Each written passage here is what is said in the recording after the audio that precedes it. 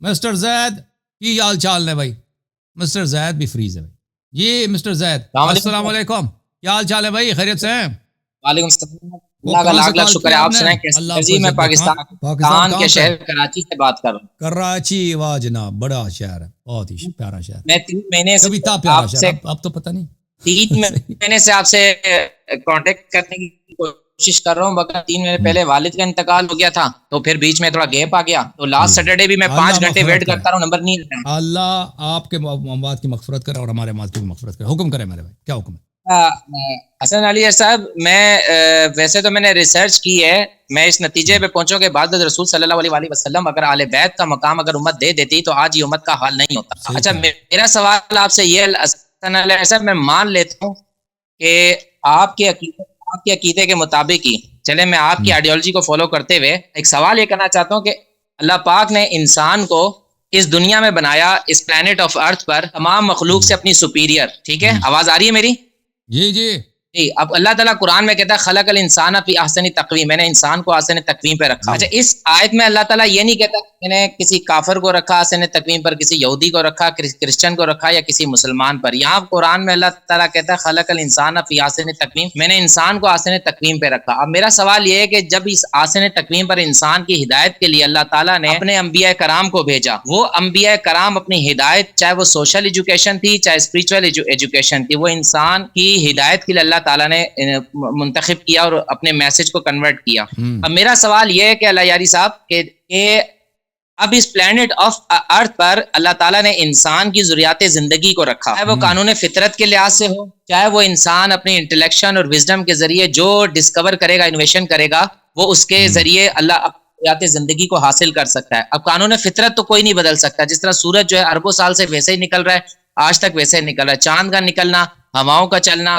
بارش کا ہونا، برف باری کا ہونا، ایگریکلچر کا ہونا، جنگلات کا اگنا، یہ قانون فطرت ہے. باقی انسان جس کے بارے میں اللہ تعالیٰ نے کہا ہے کہ خلق الانسان فی احسن تقویم، اس نے اپنے انٹلیکشن اور وزڈم کے ذریعے اپنی دنیا کو، اپنی زندگی کو تبدیل کرتا آیا ہے. اب پوچھنا اللہ یاری صاحب یہ ہے کہ جو خدا نے نعمتیں اس پلانٹ آف ارتھ پر قانون فطرت میں رکھی ہیں، اور جو انسان اپنی عقل اور فہم، انٹلیکشن وزڈم کے ذریعے ان نعمتوں کو حاصل کرے گا، تو کیا وہ نعمتیں خدا کے قانون کے مطابق انسانوں میں تقسیم ہوں گی، یا خدا کے قانون کے مطابق ہوں گی، یا انسان کے بنائے ہوئے قانون کے مطابق ہوں گی؟ جس طرح سے میں مثال دیتا ہوں، ابھی جتنی ہم بحث کر لیں، چاہے سنی ہو چاہے شیعہ ہو، وہ دونوں میں اگر دیکھا جائے تو دنیا کی جو نعمتیں خلق الانسان احسن تقویم والے انسان نے جو انوویٹ کیا ہے، چاہے وہ قانون فطرت کے ذریعے اس نے حاصل کیے ہیں یا اپنے انٹلیکشن اور وزڈم کے ذریعے کیے ہیں، بٹ یہ کہ وہ قانون فطرت کے حصول کے بعد اور انسان اپنے شعور کے بعد جو چیز حاصل کر رہا ہے،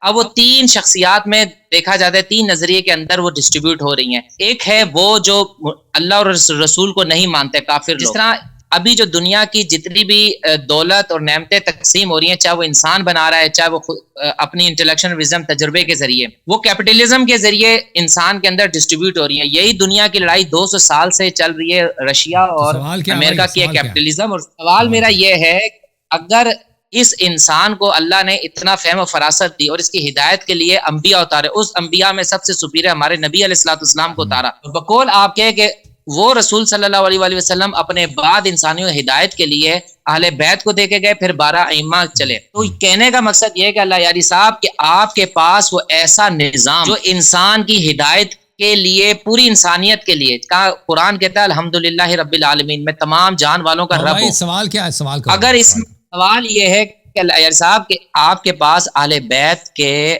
نظریے کے مطابق، اہل بیت کے قانون کے مطابق، اہل بیت کے میسج کے مطابق، کیا وہ ایسی ہدایت ہے جو آپ کے اس ٹائم کے جو کرنٹ نظام ہے، جو کیپٹلزم اور سوشلزم کے اندر، چاہے وہ مسلمان ہو چاہے کافر ہو، وہ اس کے ذریعے تابعدار بن چکا ہے، چاہے اس میں شیعہ ہو، سنی ہو، کوئی بھی ہو، وہ اس کیپٹلزم کا حصہ بن چکا ہے. وہ رسول خدا صلی اللہ علیہ وسلم کا دیا ہوا نظام، اس کے کیا پیرامیٹرز ہیں، کیا کرائٹیریا ہے، کیا وہ آپ کے پاس؟ سن لیں بھائی، اگر دیکھیں بھائی رسول اللہ صلی اللہ علیہ وآلہ وسلم اللہ کے جانب سے کامل دین لے کے آئے اور سسٹم لے کے آئے تھے. اس سسٹم کا طریقہ کار یہ ہے کہ اس کا چلانے والا، اس کا ہادی، اس کا معلم رسول پاک صلی اللہ علیہ وآلہ وسلم ہے، اور ان کے بعد ان کے خلفاء، ان کے اوصیاء اور ائمہ اطہار علیہم السلام جو رسول اللہ صلی اللہ علیہ وسلم کی جگہ امت کے اور پورے انسانیت کے امام ہیں. تو ہوا یہ ہے کہ مدینے والوں نے کہا کہ نہیں جی، ہمیں کیا پسند ہے؟ ہمیں ہارون نہیں پسند، ہمیں سامری پسند ہے اور سامری کا بچڑا پسند. تو انہوں نے رسول پاک صلی اللہ علیہ وسلم کے سسٹم کو مارا. کیا مارا؟ انہوں نے لات ماری اور اپنے پیروں تلے انہوں نے اس کو پامال کیا. اور اس وقت سے وہ رسول پاک صلی اللہ علیہ وسلم کا سسٹم جو ہے ابھی تک دنیا پہ حاوی نہیں ہو سکا. لیکن اللہ کا حکم ہے، اللہ کا وعدہ ہے کہ جب دنیا ظلم سے بھر جائے گا تو اللہ تعالیٰ اس سسٹم کو ظاہر کرے گا آل محمد علیہ السلام کے وسیع کے ذریعے، آل محمد علیہ السلام کے منتقم کے ذریعے، امام ثانی عشر امام مہدی علیہ السلام کے ذریعے. اور سب مسلمانوں کا یہ صرف یوں کا عقیدہ نہیں ہے کہ امام مہدی دین کا احیاء کریں گے اور پورے دنیا کو عدل اور انصاف سے بھر دیں گے. جو کیپٹلزم کا جو نظام ہے، سوشلزم کا جو جتنی دنیائی نظام ہیں، یہ دنیائی نظام ہے. ان کو لوگوں نے اس لیے بنایا تاکہ ان کی منفعت بڑھ جائے. چاہے دوسرے لوگوں پہ ظلم ہو، ان کو پرواہ نہیں ہے. ان کے اپنے منافع، ان کے اپنے پروفٹس، ان کے اپنے مفادات کی تضمین ہو، وہ دوسرے لوگوں بھوکے مرتے ہیں یا وہ ان پہ ظلم ہوتی ہے، تو دنیائی طاقتوں کو اس بات کا پرواہ نہیں ہے. اور اس لیے جو موجودہ دنیائی نظام ہے اس میں نقائص بہت زیادہ ہے، ظلم بہت زیادہ ہے. اور یہ ظلم بلکہ انسان خوشی، بے گناہ لوگوں کا خون بہانا. لوگ ابھی دیکھیں، ابھی بہت سارے ملک ہیں وہاں پہ فیمن، وہاں پہ ہنگر، وہاں پہ بھوک، کہ لوگوں کے پاس کھانا ہی نہیں ہے، یا کھانا اگر ملتا ہے تو بہت مہنگا ہوتا ہے، یا کھانا وہ جو پیٹ بھر کے کھانا لوگوں کو نہیں ملتا. تو یہ دنیا میں تو ہر جگہ پرابلمز ہوتے ہیں اس طرح کے. دنیا میں ظلم بہت ہے، لیکن اللہ تعالیٰ کا وعدہ یہ ہے کہ میں اس دنیا کو عدل سے بھر دوں گا. یہ اللہ کا یہ وعدہ اسی وقت پورا ہو جاتا، لیکن اس کے ساتھ غداری ہوئی، کیونکہ اللہ تعالیٰ نے یہ دنیا اس لیے نہیں بنائی ہے کہ یہاں پر جبر کے ساتھ، اکراہ کے ساتھ یہاں پہ اپنا حکم چلائے. یعنی اگر تم نے اللہ کا حکم نہیں مانا تو عذاب اسی وقت نازل ہوگا. ٹھیک ہے نا؟ اللہ کا یہ سسٹم نہیں ہے. ابھی آپ جو ہے دیکھیں، لوگ اگر گناہ کرنا چاہے گناہ کر سکتے ہیں، عذاب نازل نہیں ہوتا، فوری طور پہ عذاب نازل نہیں ہوتا. لوگ کعبہ کو جلاتے ہیں، بھائی جلایا لوگوں نے، اس پہ کوئی عذاب نازل نہیں ہوا. قرآن کو لوگ جلاتے ہیں، کچھ بھی نہیں ہوتا. نماز نہیں پڑھتے، کچھ نہیں ہوتا. رسول صلی اللہ علیہ وسلم کو گالی دیتے ہیں. تو اللہ تعالیٰ نے یہ سسٹم تھوڑی بنایا کہ اگر تم نے ظلم کیا اسی وقت میں تمہارا ستیہ ناش کر دوں گا. اللہ تعالیٰ نے بتایا کہ تم اپنے اختیار سے، اپنی مرضی سے میری اطاعت کرو اور میں آخرت میں تمہیں اجر دوں گا. ٹھیک ہے نا؟ اللہ تعالیٰ نے بتایا کہ تم اپنی مرضی سے، میں نے جو تمہیں سسٹم دیا امامت کی، الہی سسٹم دی، یا کیسا سسٹم ہے کہ اس پہ ظلم کسی پہ، اس کو مان لو. لوگوں نے کہا کہ نہیں مانتے، فراڈ کیا لوگوں نے. انسانیت نے خود فراڈ کیا اللہ کے ساتھ، اللہ کے دین کے ساتھ. مدینہ والوں نے، صحابہ کرام نے انسانیت کی نمائندگی کرتے ہوئے اللہ تعالیٰ کے دین کو، اللہ تعالیٰ کے سسٹم کو عارضی طور پہ شکست دی اس وقت تک کہ جب امام منتقم علیہ السلام آئیں گے. اچھا، محمد شعیب صاحب، ہمارے بھائی زید صاحب جو کٹ گئے تھے، ان سے مزید گفتگو نہیں ہو سکی. وہ کیا کہنا چاہتے ہیں؟